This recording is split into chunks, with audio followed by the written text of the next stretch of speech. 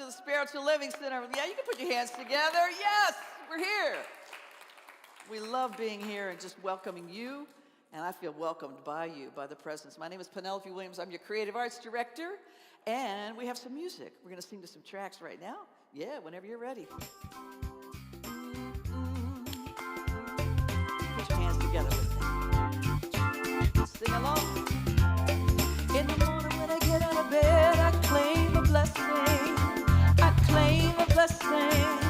I claim a blessing. Before I even lift my head, I claim a blessing. I claim a blessing. I claim a blessing. This is how I start my day, knowing good is on the way. I am claiming perfect health, love and laughter, friends and wealth. In the morning when I get out of bed, I claim a blessing. I claim a blessing. I claim a blessing. Before I even lift my head, I claim a blessing. I claim a blessing. Let's go around again. In the morning when I get out of bed, I claim a blessing. I claim a blessing. I claim a blessing. Before I even lift my head, I claim a blessing. I claim a blessing. I claim a blessing. Yeah. And another favorite. I am grateful, grateful for this day, for the love we share, the life we make, and I give thanks for all the many ways that the love of God appears. I am grateful, grateful for this day, for the love we share, the life we make, and I give thanks for all the many ways that the love of God appears. I am grateful, grateful for this day, for the love we share, the life we make, and I give thanks for all the many ways that the love of God appears. I am grateful, grateful for this day, for the love we share, the life we make, and I give thanks for, amen, all the many ways that the love of God appears. Yes, the love of God is here. Woo! Yes, please be seated. Thank you.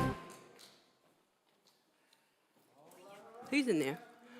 I told him not to turn And, the thing on. He's his charge. How y'all doing? He needs to. Good, good, good. Welcome, welcome. Glad you're here. Welcome online on Facebook and YouTube as well. My name is David Alexander. I'm the spiritual director here. My pronouns are he and his. Welcome this afternoon to this great space. We are continuing to continue in our Say No to the Status Quo series. Today's part 3. Reverend Jean Bell, our associate minister, will be delivering the message today. We're excited to hear what she has to say and contribute to this great series. I want to, again, welcome everybody watching online and on Facebook. If you are here for the first time, either in person or checking us out online, just identify yourself. Let us know who you are. To our ushers and greeters in the lobby after the service, we have a gift for you.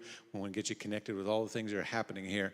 If you're watching online, there's a great way to do that. Just go to our website, slca.com.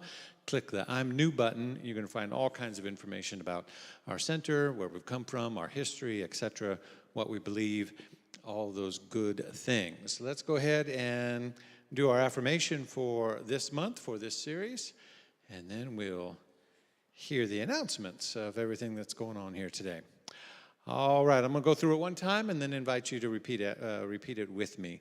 Today, I recognize that many things call for my attention. including that which does not serve my deeper intention. Therefore, any agreements I have consciously or unconsciously made with mediocrity are now broken. I say no to the status quo of smallness and not enough. I say yes to next level goodness flowing from me and to me from every direction. Take a deep breath. And let's anchor in together.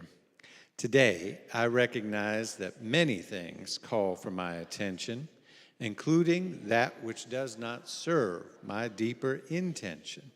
Therefore, any agreements I have consciously or unconsciously made with mediocrity are now broken. I say no to the status quo of smallness and not enough. I say yes to next level goodness flowing from me and to me from every direction. And so it is, and so we are. Amen. Give yourselves a hand for being here today. Jericho Brown going to give us our announcements.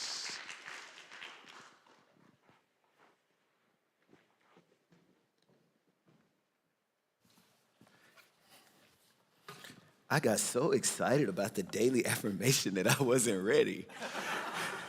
Because it said every direction, so I just imagine all this good stuff coming from behind too, you know? Isn't that nice?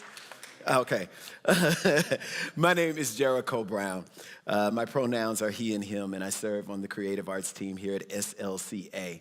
We have so many great opportunities to connect, grow, serve, and give at SLCA. For more information about today's announcements and other opportunities, please scan the QR code found on your monitor. Are you curious about certain spiritual practices but have few opportunities to discuss it with like-minded people? Today, during our 5 o'clock hour, we will continue a monthly discussion group exploring topics that may be hard to discuss with your friends and family. SLCA practitioner Tony Jenkins is ready to answer any questions. Join us and let's talk about it. And Tony's here with a gray hat on. As a part of our Mindset Reset ministry, join a Tune In Tuesday Zoom call every Tuesday. For your convenience, we offer 3 sessions every Tuesday. For more information and to register, visit myelectionintention.com. That's myelectionintention.com. Let's take a hike. On August 24th at 9 a.m., you can get to know people in your spiritual community while participating in a light hiking outing. They say light there so y'all don't get scared. We have moved to a new location and will now meet at Ardmore Park. The entrance to the park is on Ardmore Road. Register today on slca.com for more details. Next Sunday, our 5 o'clock hour, Dr. Reverend David will continue a 10-part 10 Core Concepts of the Science of Mind series during our New Thought Education Workshop Hour. Reverend David invites you to explore how these concepts can change your life. As our community grows, we are looking for those willing to volunteer. Please consider donating one Sunday a month and serve on one of our many SLCA teams. We are specifically looking for those to join our hospitality team. Please speak with Shannon after service to find the perfect way you can serve. Thank you for joining us today. We look forward to visiting you after service in the social hall for food and fellowship. And never forget it, you belong.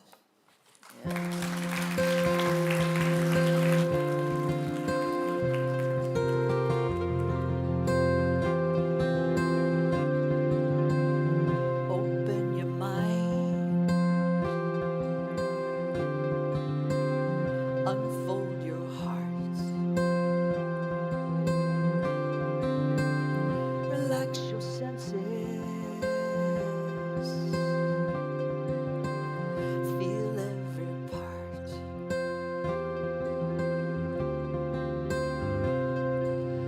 You ain't got a thing to fear. Looks like love is growing here. So take your guard and let it down. Go deeper still until till you come unwound.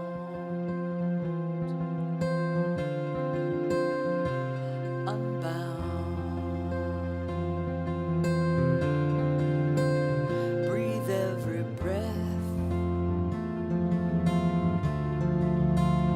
Release your cringe. Love without waiting, without waiting. Slowly unhinge.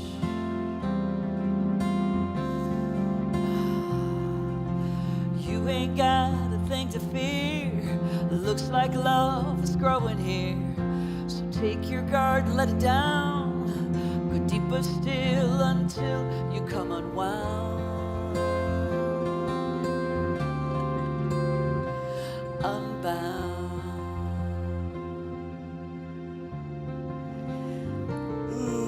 Unbound. Let's just take a deep breath here in through our nose, slowly out through our mouth. And just relax, knowing that as you relax, you are relaxing in and as God. Knowing that God is in the midst of everything. Everything. It's from this space that I speak my word.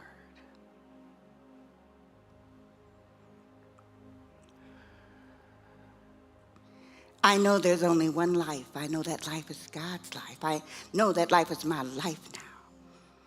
That life shows up in and as me, and everything I do, everything I say, God is in the midst of it all. And just as I know this is my truth, I know this is the truth for everyone who can hear my voice and everyone who cannot, because God is centered everywhere, in everyone and everything, and circumference nowhere. So when it comes to love, I know that God is in the midst of love. Peace, God is in the midst of peace. Unconditionally so. Abundance, God is in the midst of abundance. Everything that God is, I am. And I set my intention. My intention is right here and right now to experience God. Not just know God, but experience God in every aspect of my life. Knowing that I am guided and directed by that still small voice that does make all the crooked paths straight, that lives and moves and has its beingness in and as me. I know that this center is experiencing the presence of God in everything that it does. Everything. Our spiritual director, our ministers, our practitioners, the members, the visitors, all are individualized creations of the Most High God. Know your power and truly know you are unbound. Unbound. Unbound. Resonate with what that is. Resonate with what the talk is about today. We are so much more than the status quo. Is God the status quo? Absolutely not. Therefore, neither am I. Neither am I. God, there are infinite possibilities in everything that I do, everything that I do. But I always do it as I am experiencing God. And what I experience as God shows up in my life from the inside out. And it's absolutely magnificent. Because in peace, in love, in joy, abundance, and all that God is, I too am centered everywhere and circumference nowhere. Oh, I give so much thanks, so much thanks. I am in such gratitude, just knowing who and what I am. I am that. I am. I release this treatment into the universal law, knowing that it's already done and well done. And together we say, and so it is.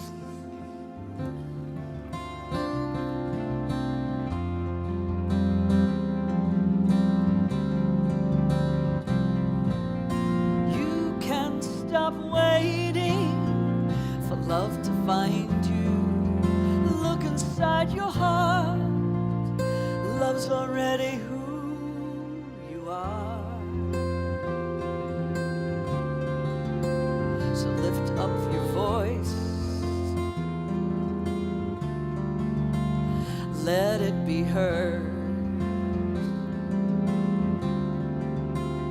Tell me your story, tell it to me. Don't leave out a word.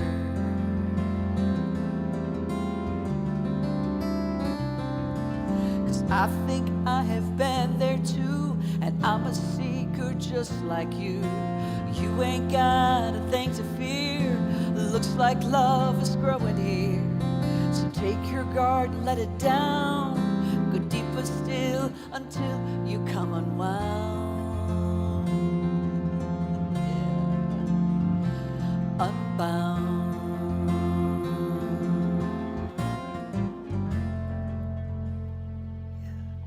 Thank you, Victoria.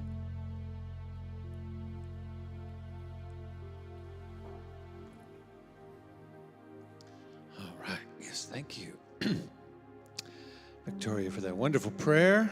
Our music ministry setting the tone. Here we are together. This is our time of grateful giving, to receive and to give and to receive, to circulate and participate in that divine flow. So as you prepare your gifts today, know that there are many ways you can do it. You can text to give any amount on your phone. It's really easy. Just text to the number 404-800-9467. You just put in the dollar amount in the text box, and it'll prompt you for the rest of the information. You can visit our website, or you can scan the QR code, or we have good old-fashioned envelopes and checks and cash and baskets that'll be coming through in just a moment. We're supported by over 120 individuals who give regularly every month as pledgers, and we're so grateful for each of you. If you are one of those individuals, you can get a laminated pledging card on your way in and drop that in the basket as your way of identifying and just participating in the ritual of the giving and receiving. And this moment, we also bring forward a testimony for the community, from the community, so that we are not only participating in the giving, but also in the receiving. And you're hearing directly the impact that your gift has on the community, the lives that it's changing, the impact that it's making in the world. And so today, we have a practitioner, board member, great hat wearer. What else do we want to say? Tony Jenkins is our testimony today. Let's receive him. My name is Tony Jenkins, and my pronouns are he and him. And I just want to tell you a little bit about what this center means for me. So I grew up going to a spiritual center that my family took me every week, 2 times a week, but it wasn't satisfying for me, and I knew it. And so when I got older, I was like, I'm going to find my own church. And so I started looking and looking and looking and looking, and I just wasn't satisfied with anything that I came across. So I gave up. I said, God, if you want me to find a spiritual center, you're going to have to do this for me, because I'm done. And so I just went about my path, and I was living my life. Everything was great. And then this one person came to me and said, hey, you got to check out this church. And I was like, I'm done. I'm not going to anybody's church. I'm not going to go down that path again. They're like, no. This church, I know you. This will be perfect for you. You got to come. Nope, I'm not going. And he just kept at me, and I finally was like, okay, I'll just go just so I can shut you up. I'll just go to this once, and then I'm done with this, and you can leave me alone. Thank God for him. So the interesting thing is that person that brought me to this center has never been back since. So that shows you God answered my prayer. I just didn't know it. But the moment I walked into the center, and at that time it was in Woodruff Art Center, I knew I had found my spiritual center. It was instantaneous for me. It was love at first sight. From the people, from the music, to the talk, and of course, Miss Maddie. I got a hug from her that first time I came. And I was like, now this is what you give when you show up at a church. And at first I just thought, well, this is just going to be my spiritual place that I can, come on Sundays and get my little word and go back out. And then I decided to try a class. And that's when I was like, oh my God, there's so much more to this than what I knew before. This is what a meat is. Before I was just getting the hamburger, the bun, and lettuce and tomato, but now I got the full patty when I went to class. And then I kept taking classes, and well, now you see I'm a practitioner. I don't even know how that happened because, again, that wasn't my path. That wasn't the way I wanted to go. But when you show up for God, God shows up for you. And so I am very proud to stand before you as a practitioner, as a board member, but importantly, as one of you. And so please join with me as we do our grateful giving. I live in a universe of abundance. As I freely and joyfully give, I join in the divine flow, and all that I share with life returns to me multiplied abundantly. And so it is.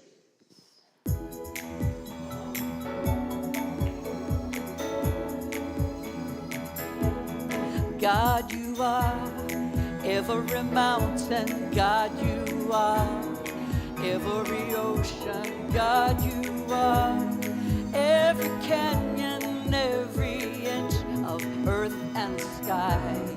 God, you are every morning. God, you are every midnight. God, you are every moment, every second of my life. Everything I see, everything I do, everything I am is you. Everything above, everything below, everything I know is you. Put your hands together for me. Come on now. God, you are every sunshine. God, you are every moon glow. God, you are every star shine, every inch of earth and sky. God, you are every springtime. God, you are every moon glow. God, you are every season, every second of my life. Everything I see, everything I do, everything I am is you. Everything above, everything below, everything I know is you. 'Cause you are the very breath I breathe. And your perfect love created me. Don't give up on me now. I need you. Everything I see, everything I do, everything I am is you. Everything above, everything below, everything I know is you. Everything I see, everything I do, everything I am is you. Everything above, everything below, everything I know is you. We did it, yeah. Yeah, we did. Just like that. Thank you. My percussion section over here. I love it. All right. So we joyfully receive these gifts. We know that they represent the hearts and the hands of those that have given both online and in person. They represent love. They represent connection. They represent community. They represent gratitude. They represent abundance and circulation. And so all of this and more is received into this ministry, pressed down and overflowing to meet every need, to fulfill every place, and to press itself back out into the world as you and as me and as this light that we share together. For this and so much more, I'm truly grateful and thankful. And so it is. So we are. All right.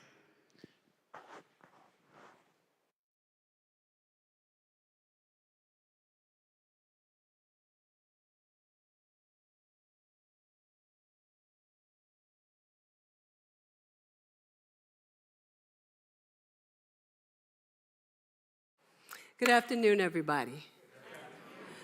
I am Reverend Jean Bell. My pronouns are she and her, and I'm the associate minister here at the Spiritual Living Center of Atlanta. And I have a lot of wonderful things to talk to you about. They deal with sex, and I guess we're not going to play our little music intro, but that's okay. The Centers for Spiritual Living every month develops a theme, and we have them for the whole entire year out. And so the Centers for Spiritual Living's theme for this month was unstatus quo. Now, we take the license to tweak it, so we like to say no to the status quo. And along with that theme is some information for us to go by. And so this particular week, it was about sex. And it was like, let's talk about sex. And when I looked at that, I was like, well, you know, that's a very broad category. Where does one begin, all right? So I started to thinking about it in relationships to myself. What can I share with you about sexuality, about gender equality, or the roles of gender? So I went that venue. And so, what does spirit have to do with sexuality? What does spirit have to do with gender equality? And that's what I wanted to talk to you about today. And so, many of our spiritual communities, CSL, as well as other spiritual communities, they don't necessarily talk about these things. It's a behind-the-door, closed topic.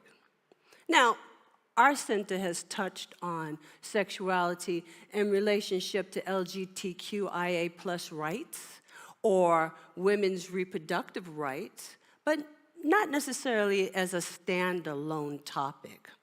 And I know for some people, as open-minded as we all like to think that we are, sometimes talking about sexuality and these things can feel uncomfortable. So notice if that is the case. And then we'll have a conversation a little later on this afternoon. Practitioner Tony Jenkins will be doing a spiritually curious class, and he has dedicated that time period to further this conversation for any of us that might want to or might feel uncomfortable and have questions. So one of the things that I've witnessed in our own spiritual community, especially a couple of years ago when we first started doing it, was the use of pronouns. In fact, Shannon, Reverend David, and I have even had people approach us and ask, why are you doing pronouns? Why are pronouns even necessary? Doing that makes me feel uncomfortable. So, of course, we engaged them and we told them why, we explained to them why, and in fact, we even got two individuals that are expert on transgender as well as non-binary and pronoun type issues to actually do classes for us on New Thought education. They have 2 classes on our New Thought education that address these topics and explain what that means as far as inclusivity, as far as making individuals that may not necessarily identify as she and her or he and him feel comfortable in our center. Inclusivity. So, I'm going to share a few things about that a little later on, and it's really important to have these conversations if we say, as people that believe in New Thought, that we believe in oneness and truly adhere to a vision of a world that works for everyone and for all creation. I believe our spiritual communities need to take a deeper dive into these topics because of the well-established status quo and stigma around them. Now, the status quo concerning sexual orientation and gender roles have been well established for millennia. We know that. And it usually leans towards heteronormativity and patriarchal dominance.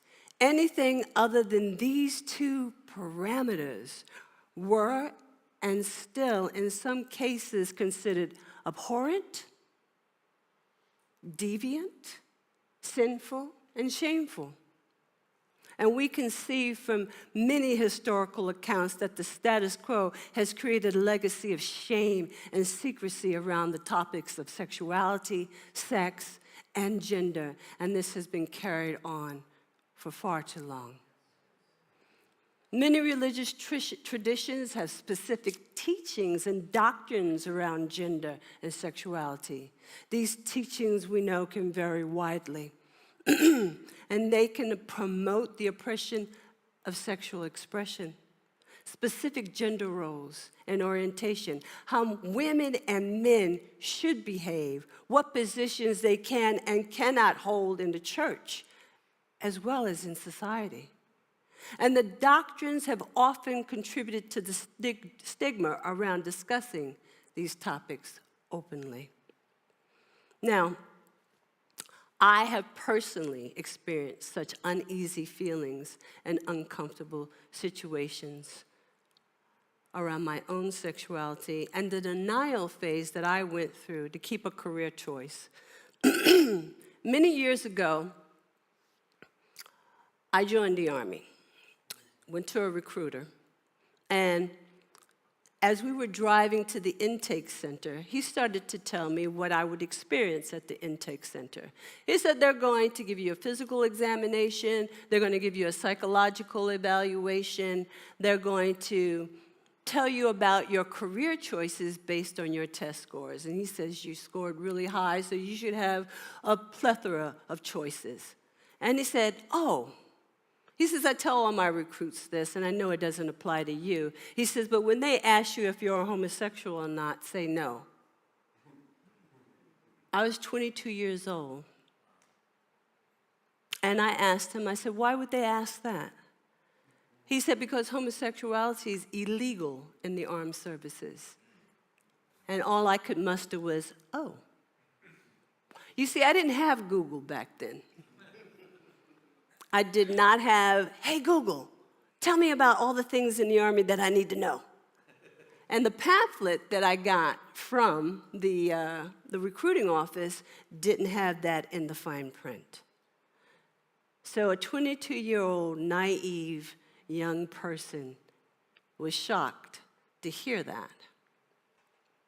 So, true to his word, they asked me a series of questions, and they asked me whether or not I was a homosexual, and I nervously said no. And I'm going to tell you that wasn't the first time that I had to deny who I was. I was leaving New York because of the economic slump that New York City had gotten into in the early 80s. I had gotten 2 wonderful jobs. I was working at a major banking firm, got laid off. Not because I wasn't doing a great job, I was doing a fabulous job. Got another job at a national insurance company and got laid off. Reaganomics was not working for me, and it wasn't working for thousands of people. And so I thought about it long and hard. Army, Air Force, Navy. Should I? Could I? The recruiter said you can go to college. The recruiter says you'll get good training that will translate into civilian services. He made it sound so appealing. And I said, you know what? I get out of New York for a little while. Why not? A couple of years, I could do this. But I didn't know that I would have to deny who I am. So that was the first time. The other time was even in a bigger way. By this time, I had been in the Army for a couple of years. I had worked my way up through the ranks. I was a non-commissioned officer, and I was a training NCO. And I had an excellent working relationship with my captain. My captain and I set the training for the entire year. We worked closely together. He was fond of me, and I looked up to him as a father figure. Well, one day he called me into the office, and he had this concerned, pained, and worrisome look on his face. And I had no idea why. He said, "Sit down, Sergeant Bell." He said, "I'm going to ask you something, and whatever you tell me is what I will believe." I said, now I'm like, okay, what could he possibly ask me? He said, Private so-and-so, and I forgot his name, got picked up by the military police for homosexual misconduct. And he implemented you, several other non-commissioned officers, and soldiers for the same. Well, by now, my heart was racing, and my anger was balling up, because I did not like this soldier in the first place. So he said, "Well, I'm going to ask you a question." And he reiterated, "Whatever you tell me is what I will believe to be true." Is this true? I said, it's not true. I lied, because it was. I had been gay since I was 17. Actually, I probably was gay when I was in kindergarten, and I had my girlfriend, Penny, at 5. I forgot his name, I think it's Jonathan. I beat up Jonathan in the coat room because he pushed her down, right? And I told my mom that we had to go get fountain drinks from Woolworth because Penny was sad, right? So it's been a long time. Coming out at 17 was just, just acknowledging who I am. As I told him no, he said, "Okay, matter closed. I'm sorry I had to even put you through that." I told you, we had a really great relationship. Anything I would have told him, he accepted to be true. And then as I was walking out, he says to me, "Why do you think he did that?" And I turned around, I said he didn't like me and I didn't like him. I said I had to correct him a couple of times about his behavior. I didn't go into details. And his uniform. Well, that was true, but it was only part of the story. You see, he was young, he was immature, he was 6'2", 225 pounds of a soldier. He was fit to fight. And he was the biggest queen I have ever met. And I told him to stop acting like a girl on post while in uniform. You're going to get kicked out of the Army. And he did. And what I was telling him was to conform to the status quo and to tone down his authentic self. That's what I told him, to get in line. This is the status quo. Get back in the closet. I went back to my office and calmed down, and I realized that I didn't like living like this. That my career could be ended because of a key aspect of who I am. That I served in an institution that was willing to send me and others to war, but not fully and wholly accept me for who I am.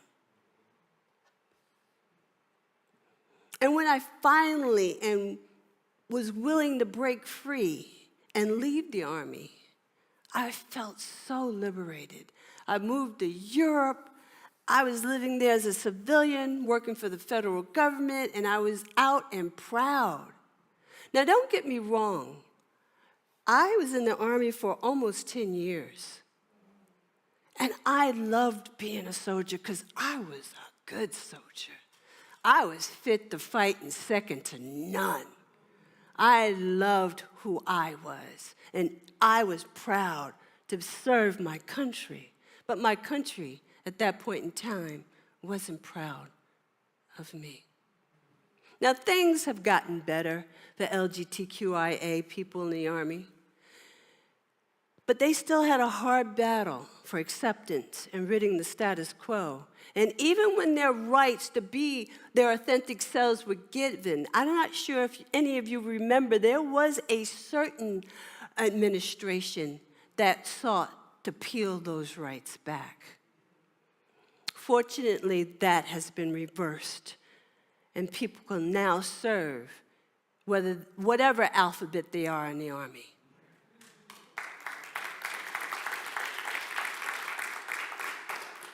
But as you can see, there's still so much to do and still so many wounds to heal that have been inflicted to keep the status quo in place. Now, I'm talking about sexual orientation, but there are other things that the status quo tries to oppress and keep down, and one of them is gender roles, gender equality. Not just matters of sexual orientation. People that are marginalized because of their skin color, because of their age. There are so many things that the status quo wishes to squash. You know, we like to think here in New Thought that we're open-minded. Just because we're a part of New Thought, it doesn't necessarily mean that we are all believers in inclusion and the oneness of spirit. We all should, but there might be status quo beliefs still rooted in our psyche that we are not willing to face or do not want to face. And when I say oneness, I'm not talking about sameness. Because if you look around, each and every one of you are divine, individualized incarnations of the one infinite Holy Spirit, but you don't look the same. You don't act the same. You are not the same, but you are all one in spirit. All of you are one in spirit. So spirit loves diversity. If you look out over nature, there's not just one type of bird, not one type of flower, not one type of river or ocean. It is varied. It is beautiful. Spirit loves diversity, and so should we. It plays out in all of nature. The oneness I am referring to is that all people are centers of divine consciousness and the whole of spirit. And because we are all part of what Ernest Holmes called race consciousness, and I like to call it the collective consciousness with its story of what is normal and what is not, even in our own beloved philosophy, we still can witness othering and the segregation of those that do not conform to society's status quo of sexual orientation and gender roles.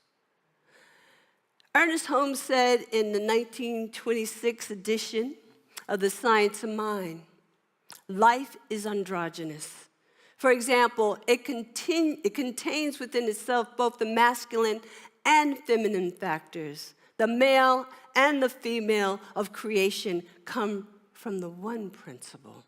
All come from the one, and all will return to the one. And all are now in the one and will forever remain in the one.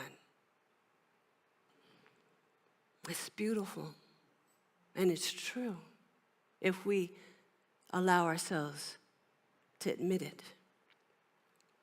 And you know, at many centers, I was at West Georgia this morning, and they have a beautiful community.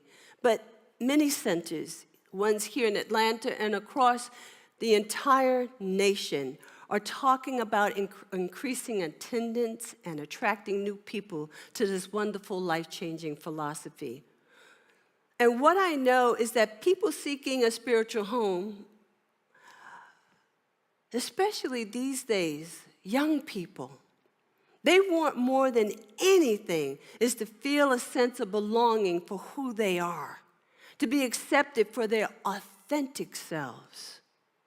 And trust me, people can innately feel when a community is truly welcoming in this regard. And Tony spoke about that during his testimony. Now, on the topic of gender roles, history has shown that patriarchal dominance has been the status quo for millennia. And patriarchal is defined by the characteristics of an entity, family, church, society, etc., controlled by men. Now, my fellow men in this community, especially our community, I know that you don't stand in front of us. I know that you stand beside us. I know that you hold our hands and encourage us to be the best that we can be, and that you would never try to stop us or conform to any kind of status quo. And I thank you for that. I applaud you for that, because that takes a spiritually mature people, men, to feel that way and know that.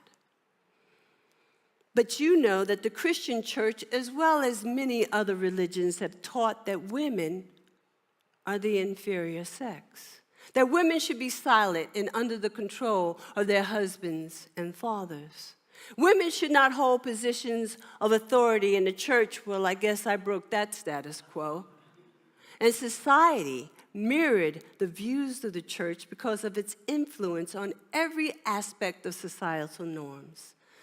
The status quo kept women subservient and second-class citizens for a very, very long time.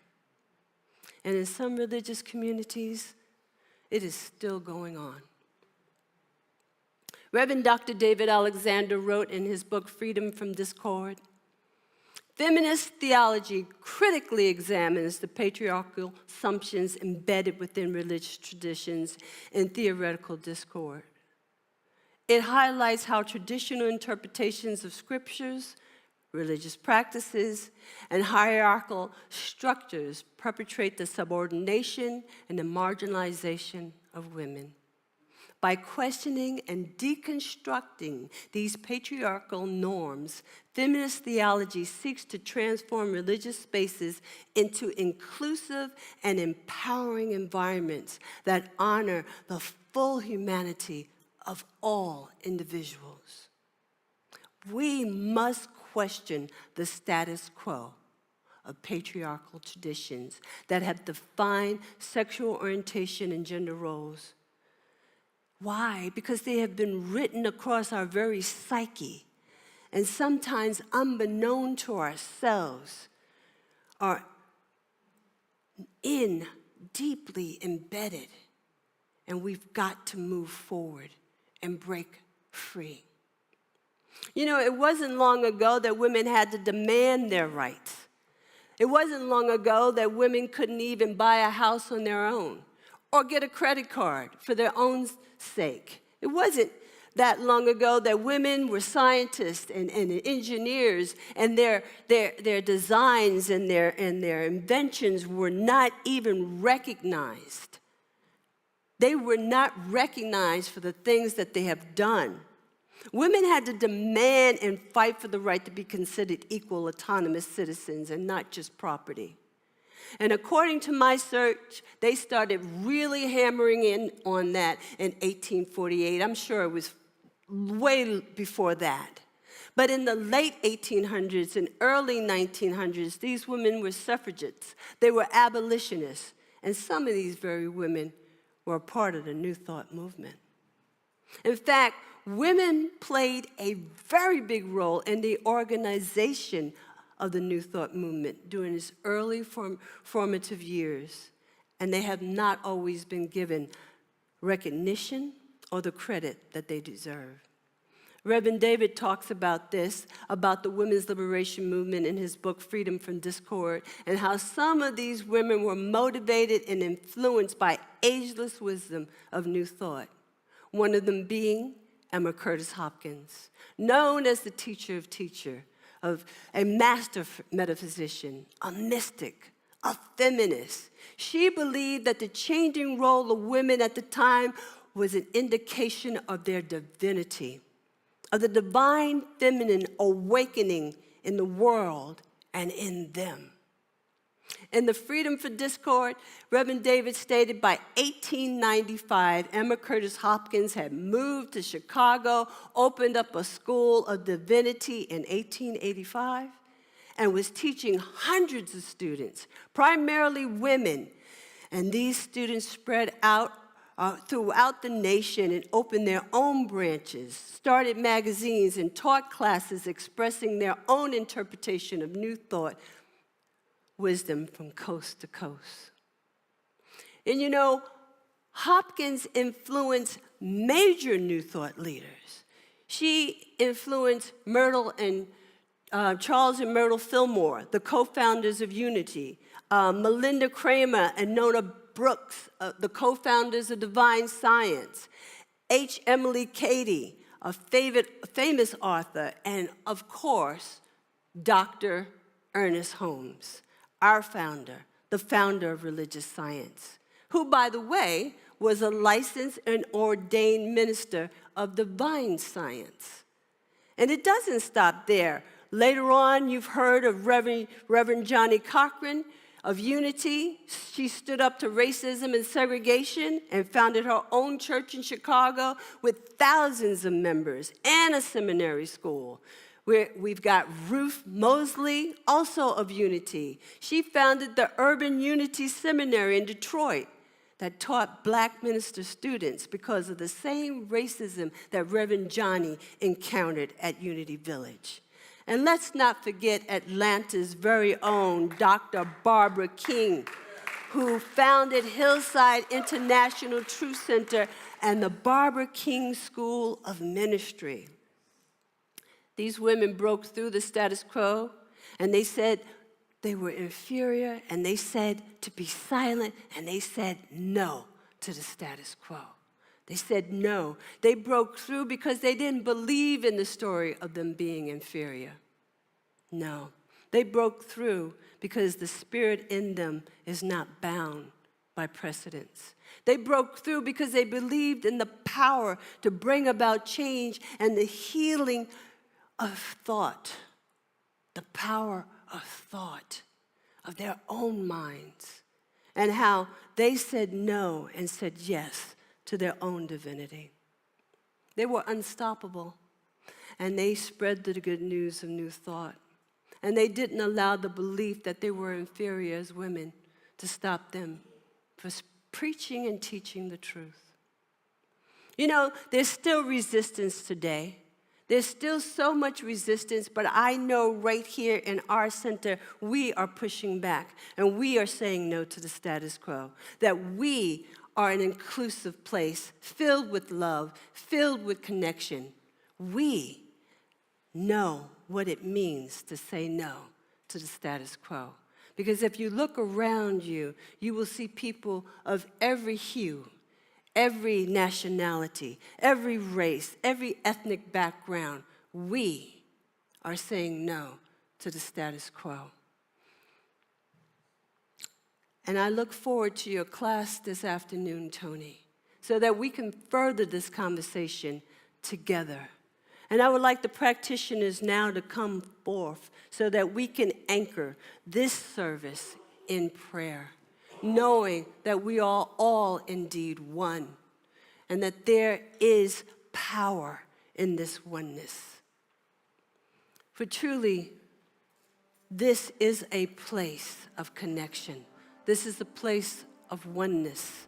The Spiritual Living Center of Atlanta is a place that welcomes all on their spiritual journey, that promotes growth, promotes oneness, inclusion, diversity.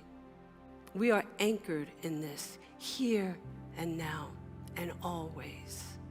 This is what I know, that this power that lives and moves and has its being in each and every one of us always says yes to goodness, to love, to grace.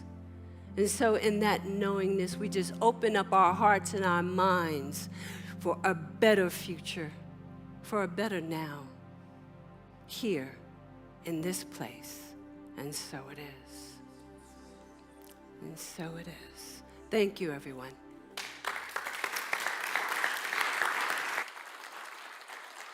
Thank you, Reverend Jean. Please continue to stand as we sing our closing song. Yes. Yes, it sounds good to me.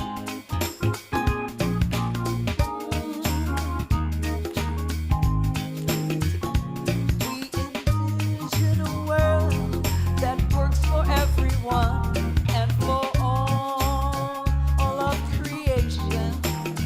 We see all people, all beings as expressions of God. We see a world that works for everyone.